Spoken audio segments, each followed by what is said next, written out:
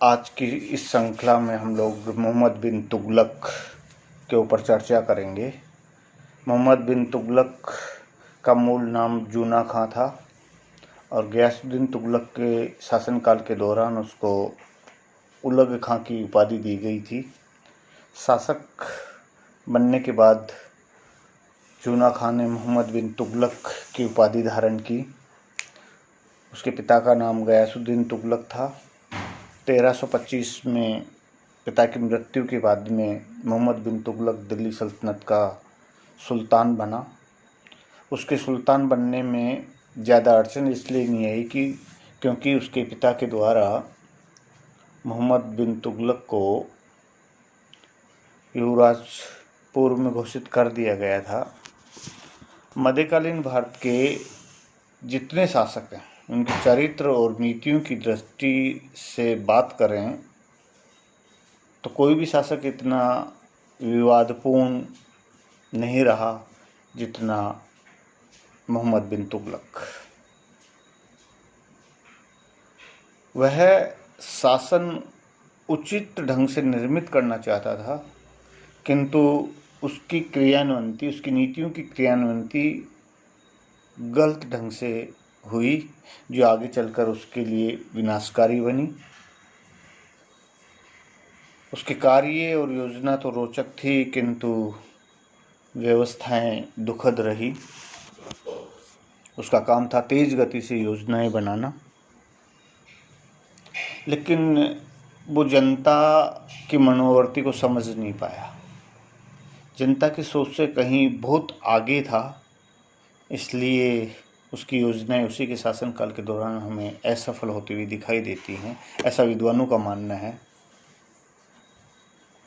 पूरे साम्राज्य में उसके शासनकाल के दौरान असंतोष और शत्रुता का वातावरण उत्पन्न हो गया था, लेकिन उसने अपने शासनकाल के दौरान दिल्ली सल्तनत की सीमाओं का विस्तार सर्वोच्च शिखर तक पहुंचाया, इसमें कोई दो राय नहीं है। बहुत सारे विद्रोह हुए जिन्होंने दिल्ली सल्तनत की नींव को भी हिलाकर रखा उसके शासनकाल के दौरान। उसने राजनीतिक तथा प्रशासनिक सल्तनत के आधिपत्य से मुक्त किया। राजनीतिक व प्रशासनिक एकता के प्रयास उसके द्वारा किए गए, लेकिन उसकी मृत्यु के साथ में ही वो व्यवस्थाएं मुक्त हो गई। बहुत सारे लोग स्वतंत्र हो गए, उन्होंने अपने आप को स्वतंत्र शासक घोषित किया। उसने गद्दी पर बैठने के तत्काल बाद में 1325 से 1351 तक उसने शासन किया। 1325 के बाद में उसने गद्दी पर बैठने के कुछ समय बाद में ही बहुत सारी योजनाएं बनाई, जिनको हम एक एक करके लेंगे। राजधानी परिवर्तन। उसका ये मानना था कि दिल्ली उत्तरी छोर में है, दिल्ली सल्तनत के मध्य भाग में राजधानी होनी चाहिए, इसीलिए उसने देवगिरी को राजधानी के रूप में विकसित किया। 1327 से 1334-35 के मध्य उसने राजधानी परिवर्तन करने का प्रयास किया। बर्नी लिखता है कि देवगिरी सल्तनत के मध्य में पड़ती थी, इसलिए वहाँ से संपूर्ण साम्राज्य पर आसानी से नियंत्रण रखा जा सकता था, इसलिए देवगिरी को चुना गया। बहुत सारे विवाद हैं उसको लेकर, मत और मतांतर हैं। इसामी कहता है कि सुल्तान खूनी और रक्त पिपासु था, इसलिए उसने जनता दिल्ली वासियों को सजा देने के लिए राजधानी परिवर्तन किया। क्योंकि लोग उसके महल में चोरी करते थे, बदी गालियों के पत्र लिखकर उसके महल में फेंके आते थे, इसलिए उसने ऐसा किया। लेकिन मेहंदी हुसैन कहते हैं कि द्वितीय राजधानी का निर्माण करना था उसका उद्देश्य। मसालिक उल अबसार के लेखक भी लिखते हैं कि वो 2 राजधानियां बनाना चाहता था, दिल्ली और देवगिरी। ऐसा नहीं है, कि उसने 1327 के बाद में दिल्ली को बिल्कुल छोड़ दिया या उजाड़ कर दिया।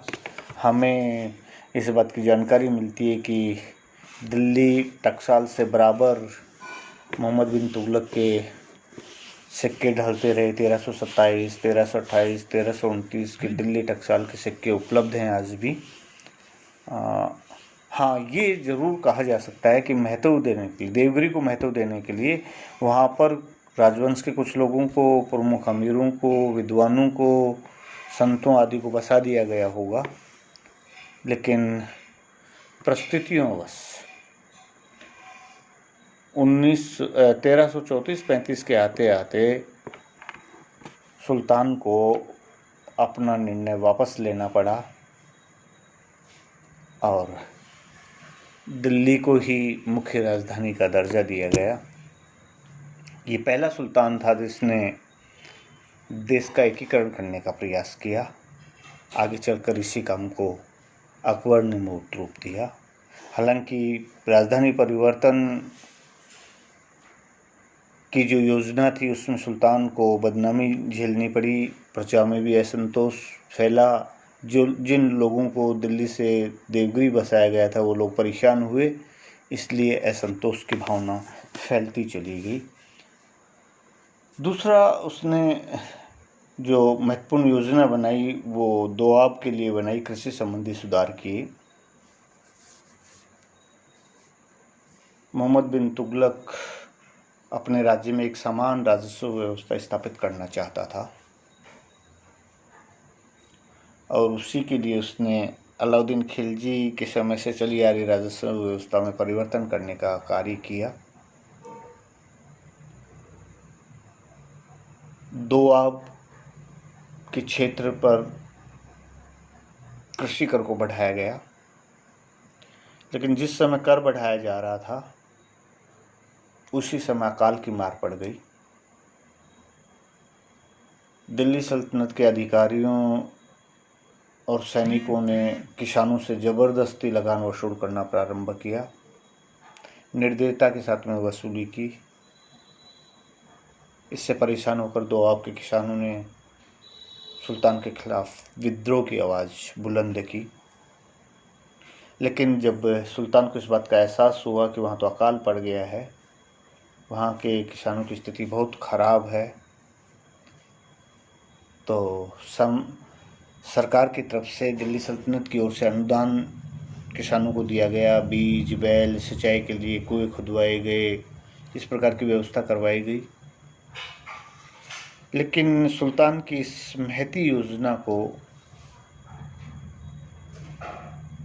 स्थानीय अधिकारियों की भूमिका ने असफल कर दिया।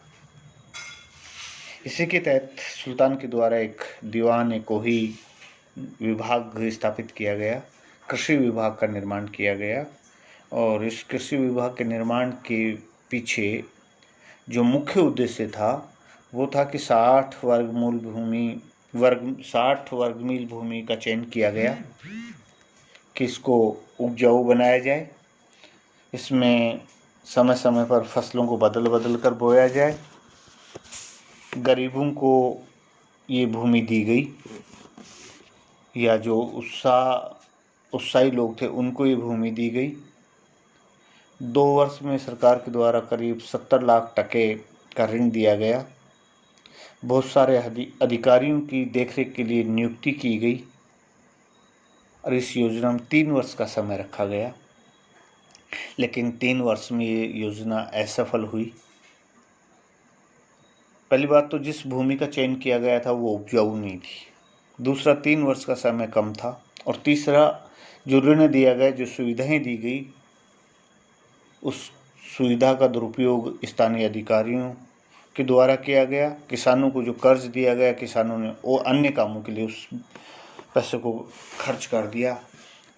इसके कारण कृषि विभाग की योजना भी असफल रही। सांकेतिक मुद्रा, राज्य में टका, चांदी का और जीतल तांबे का प्रचलन में था। सुल्तान के द्वारा तांबे का टका चालू किया गया और उसका मूल्य चांदी के टके के बराबर रखा गया। ये एक प्रकार से सांकेतिक मुद्रा थी जिसका प्रचलन किया गया। केवल भारत में नहीं, उस समय हम देखते हैं कि 1260 से 1294 के बीच चीन में कुबलाई खां के द्वारा कागज़ की सांकेतिक मुद्रा चलाई गई थी, वो सफल रही थी। लेकिन इराक में गेताकू खां के द्वारा 1293 के आसपास सांकेतिक मुद्रा चलाई गई थी, उनका प्रयोग असफल रहा था। और भारत में भी जो है सुल्तान के द्वारा जो सांकेतिक मुद्रा चलाई गई उसके पीछे कई कारण थे। एक तो सुल्तान की उदारता और दानशीलता के कारण शाही खजाना धीरे धीरे खाली होता जा रहा था, इसलिए प्रतीक मुद्रा चलाने का निर्णय करना पड़ा। दूसरा, कुछ इतिहासकार मानते हैं कि चांदी की कमी होती जा रही थी, इसलिए सांकेतिक मुद्रा चलाई गई। लेकिन सांकेतिक मुद्रा चलाने के साथ में शासन के द्वारा जनता में उस मुद्रा के प्रति विश्वास पैदा करना चाहिए था। उसका रहस्य जनता के बीच नहीं जाके सुल्तान और उसके पदाधिकारियों तक सीमित रहना चाहिए था। और राज्य में बनने वाले जाली सिक्कों पर कठोरता की व्यवस्था, दंड की व्यवस्था करनी चाहिए थी। पुलिस संगठन को जो है दुरुस्त करना चाहिए था। इन तीनों ही बातों पर ध्यान नहीं रखा गया। इससे राज्य में अव्यवस्था का दौर चालू हो गया। सांकेतिक मुद्रा की हूबहू नकल करके नकली मुद्रा ढाली गई। यूँ कहते हैं कि दिल्ली सल्तनत का हर घर टकसाल बन गया। बाजार से चांदी के सिक्के तो गायब हो गए और पीतल और तांबा के नकली सिक्के जो है प्रचलन में आ गए। विवश होकर सुल्तान को ये घोषणा करनी पड़ी कि तांबे के टके राजकोष में जमा कराओ और उसकी जगह चांदी के टके ले जाओ। तो नकली मुद्रा का भंडार हो गया राजकोष में। एक प्रकार से अराजकता की स्थिति पैदा हो गई और सुल्तान की ये महती योजना भी असफल हो गई। धार्मिक नीति की अगर हम बात करें तो तुगलक सुल्तान राजनीतिक मामलों में शरअ का अनुसरण नहीं करता था। वो बुद्धि को राजनीतिक आचरण का आधार मानता था। कभी कभार आवश्यकता होती तो उलेमाओं से सलाह जरूर करता था, लेकिन धर्म का न्याय विभाग में हस्तक्षेप उसने खत्म कर दिया था। शेख और सैयदों को भी वो मुक्त नहीं करता था।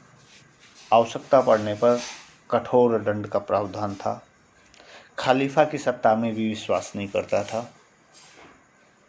लेकिन 1340-41 के आते आते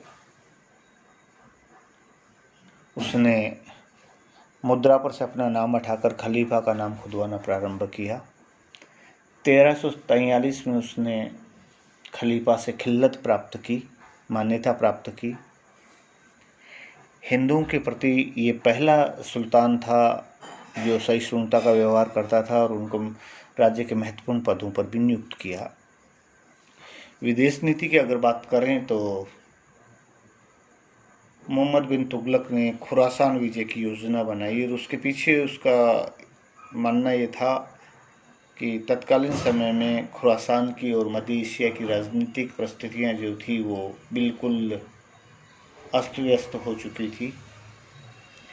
तो उसने 3,70,000 सैनिकों की एक विशाल सेना संगठित की, उसको 1 वर्ष का अग्रिम वेतन दिया।